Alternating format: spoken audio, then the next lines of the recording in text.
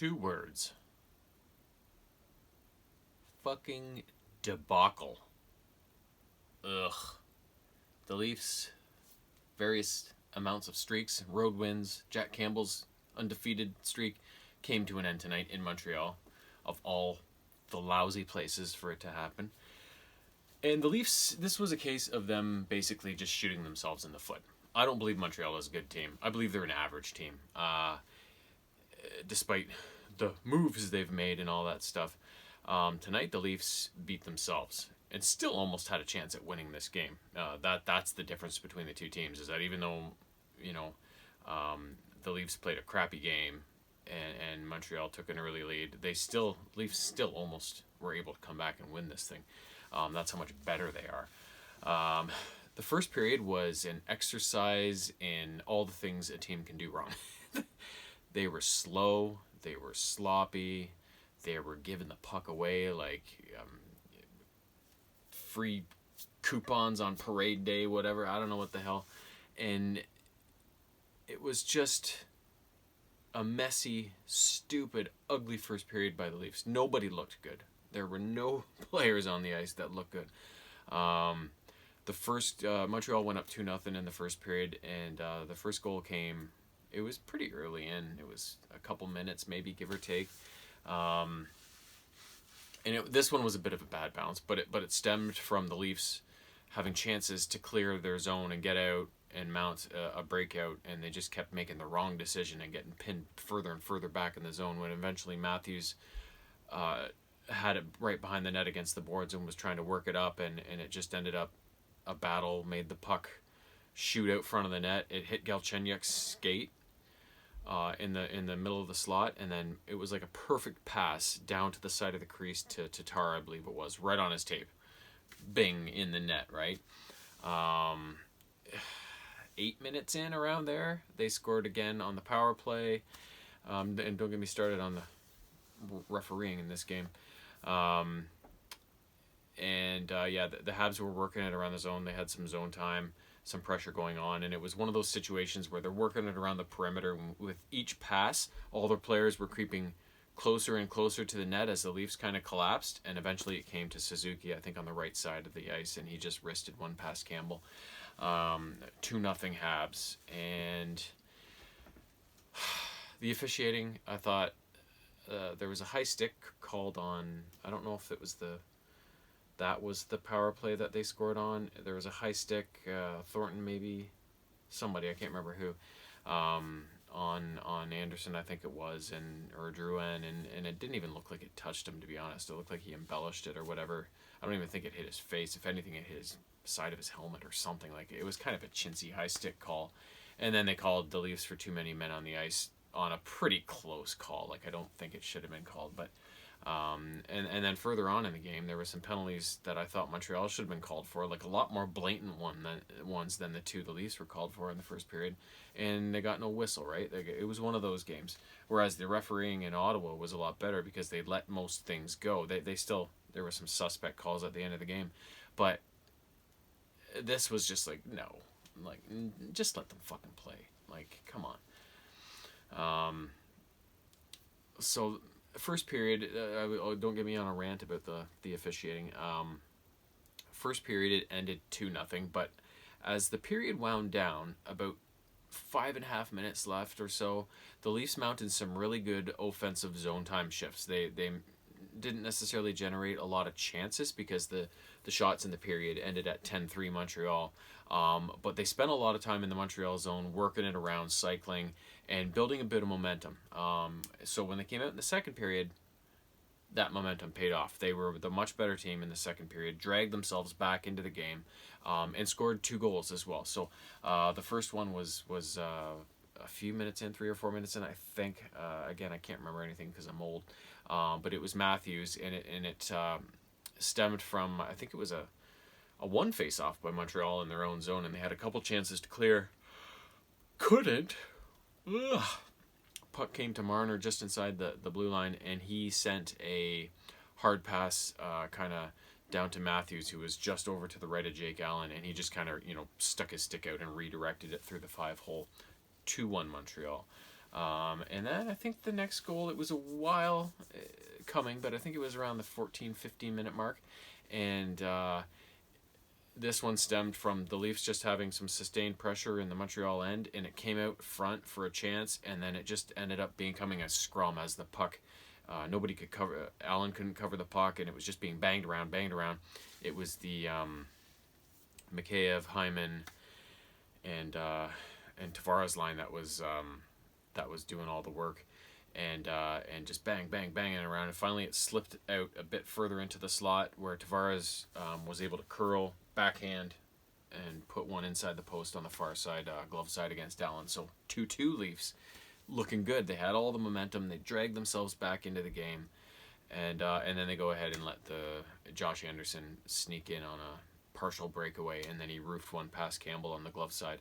And they commented that Campbell maybe wasn't out as far as he should have been cutting down the angle, but it was also one of those shots that was perfectly placed right inside, the crossbar post, that top corner.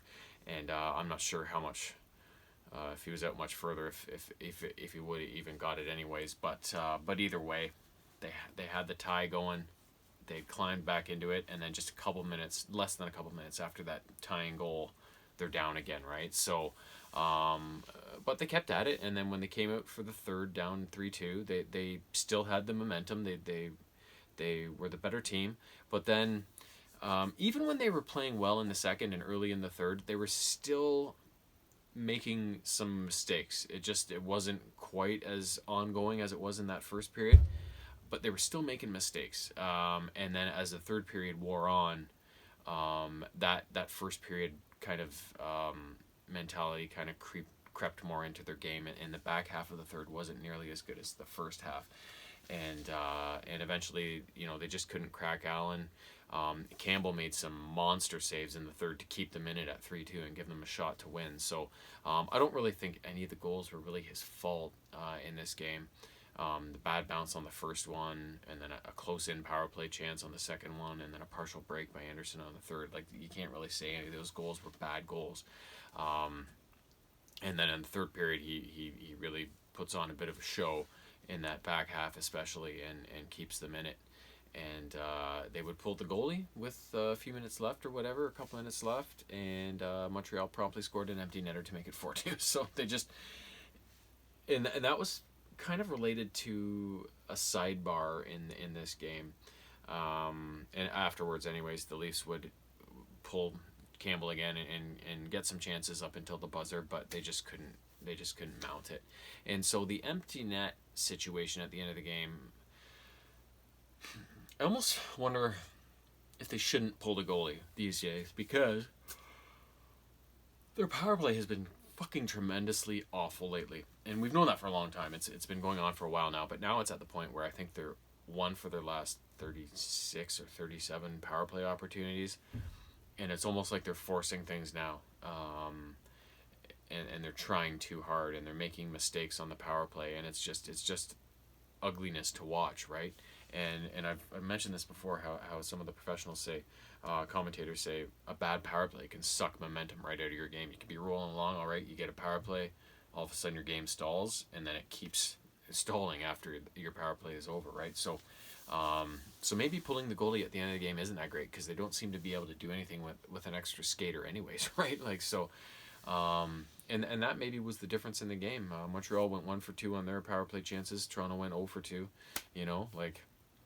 If they'd been able to muster a power play goal on one of those chances, or even both, that could have been the game, right? But yeah, something is wrong with that power play. Their penalty killing has been great. That's kind of one of the things that have saved them, although they did allow one tonight. It's been operating at 90% for the last little while. Like, it's been great. So that's kind of been counteracting how bad the power plays has been. It's kind of been a wash, right? But yeah, Leafs just... unfortunately, like I said, those streaks are over. They had a bad game. It happens, You can't be the best team every night. You may not be the best team and still win the game, which almost could have been the case tonight, but you can't play at your highest level every night. And that this was just a matter of, they've been on a bit of a streak. they were bound to have a dud. It's just too bad it couldn't have been a few games from now and not tonight. So, in other news, trade deadline was today, and the Leafs made some moves. They did. So Freddie Anderson's injury must be a lot more serious than anybody has said, because they acquired the goalie David Riddick from the Flames for a pick or something, to kind of bolster their goaltending depth. I already talked about Riley Nash they got last week. They traded Barabanov, who I actually really liked, for a forward, anti something or other from San Jose. Never really heard of him, being in the West and everything.